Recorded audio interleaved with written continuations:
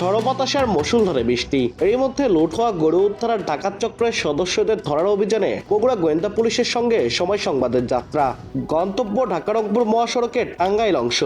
আমরা বগুড়া সিরাজগঞ্জের সীমানা পেরিয়ে যমুনা সেতু পার করেছি।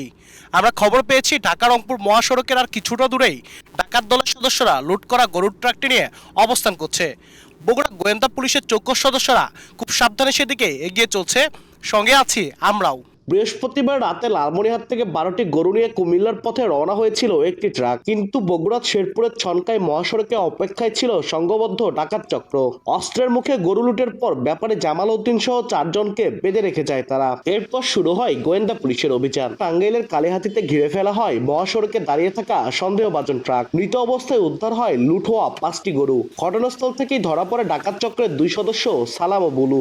তাদের তথ্যে ভুয়াপুরে আরেক অভিযানে জীবিত 2টি গরু সহ গ্রেপ্তার হয় চক্রের আরেক সদস্য মইদুল। 5টা গরু মরা বিষয় কি?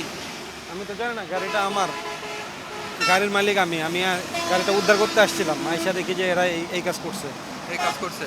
জি। কারা এই কাজ করছে? এই যে মহিদুল, তারপরে এই যে বুলু ভাই। ছিল কয়জন? ছিলাম 12 জন। 12 জন। বাকিদের নাম কি? একজনের নাম বুলু, আর হলো সামিউল, আর সামিউলের 2 শালা।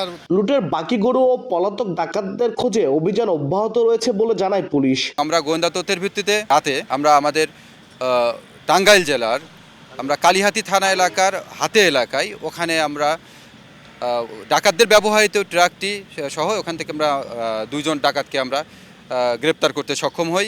তখন আমরা ট্রাকটি তল্লাশি করে আমরা ট্রাকের ভিতরে 5টি গরু আমরা মৃত অবস্থায় পাই। পরবর্তীতে ওই ডাকাতদের দেওয়া তথ্য অনুযায়ী আমরা অন্যান্য ডাকাতদেরকে আমরা ট্রেস করার চেষ্টা করি এবং তাদের দেওয়া তথ্য অনুযায়ী আপনার এখানে আরেকজন ডাকাতকে আমরা গ্রেপ্তার করতে সক্ষম হই এবং তার কাছ থেকে আরও 2টি লুণ্ঠিত গরু আমরা উদ্ধার করতে সক্ষম হয়েছি। ডাকাতির ঘটনায় বগুড়া শেরপুর থানায় মামলা করেন গরু ব্যবসায়ী জামাল উদ্দিন।